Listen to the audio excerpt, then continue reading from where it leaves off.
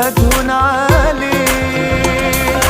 ارجع ارجع وقلي ياللي بتسمع اي كلام يتقالك عني، عمري ما ضيع